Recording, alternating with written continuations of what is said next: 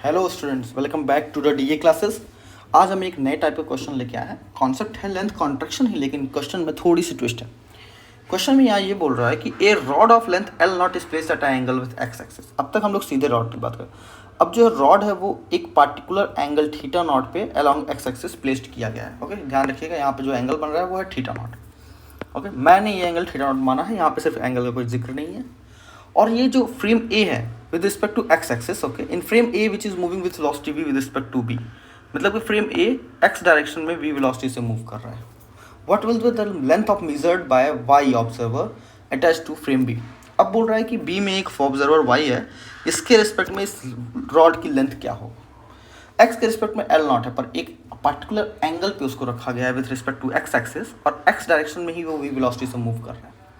Okay, तो अगर हम x के रिस्पेक्ट में बात करें तो वो तो रॉड तो कॉन्ट्रैक्ट हो नहीं रही है, x के रिस्पेक्ट में रॉड स्टेशनरी है, तो उसकी लेंथ उतनी रहेगी। लेकिन अगर मैं उसको x और y कंपोनेंट में तोड़ूं तो Lx की वैल्यू हो जाएगी L not cos theta not, and Ly की वैल्यू हो जाएगी L not sine theta not.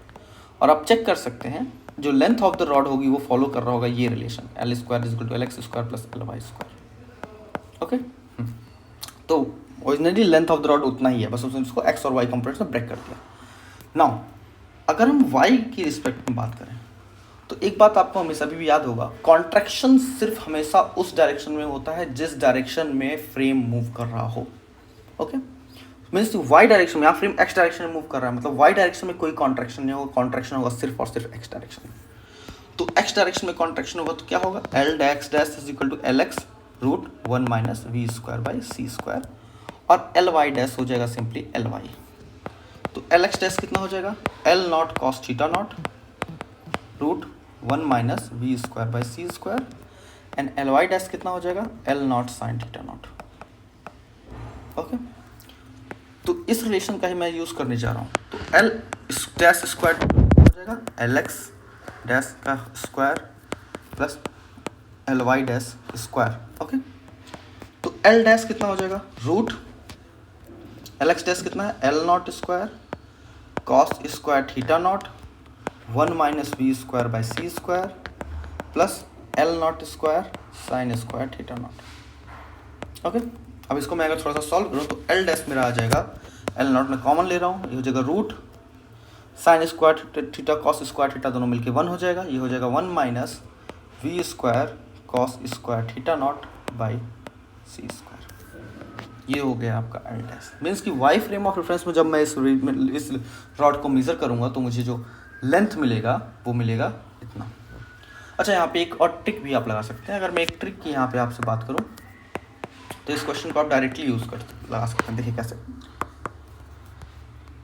Velocity इस डायरेक्शन में है, तो वेलोसिटी के अगर मैं कंपोनेंट्स में ब्रेक करूँ, दो कंपोनेंट्स में ब्रेक करूँ, तो ये बनेगा थीटा नॉट, ये वेलोसिटी, ये हो जाएगा वी कॉस थीटा नॉट, ये हो जाएगा v sine theta not. Okay, तो याद रखिए कॉन्ट्रैक्शन हमेशा वेलोसिटी के उस डायरेक्शन में होता है जो डायरेक्शन लेंथ के डायरेक्शन में हो। मीन्स कि ये है लेंथ का डायरेक्शन ये, और वेलोसिटी का डायरेक्शन कंपोनेंट ये है। तो आपको कुछ नहीं करना है, जिस डायरेक्शन में लेंथ है उसी डायरेक्शन में आपका जो वेलोसिटी का कंपोनेंट आएगा उसी कंपोनेंट को लेके आप आगे बढ़ जाएंगे। जैसे एल डैश होता है आपका L naught root 1 minus v square by c square, तो कॉन्ट्रैक्शन सिर्फ वही कंपोनेंट वेलोसिटी का कराता है जो लेंथ के डायरेक्शन में होता है। आपको सिर्फ इतनी बात याद रखनी है। ओके, तो यहाँ पे लेंथ के डायरेक्शन में कौन सा कंपोनेंट है, वी कॉस थीटा नॉट, तो इस वी की जगह v cos theta naught put कर देंगे। This is root 1 minus v naught square cos square theta naught by c square. आपका रिजल्ट आ जाएगा सीधा। एक बार मैं फिर से रिपीट करता हूँ, मैं लिख देता हूँ, only that part of velocity will take part in contraction which is along length, that is v cos theta naught. In this case it is v cos theta naught. Okay, thank you for today's lecture. If you like my video, subscribe the channel and put a comment if you have any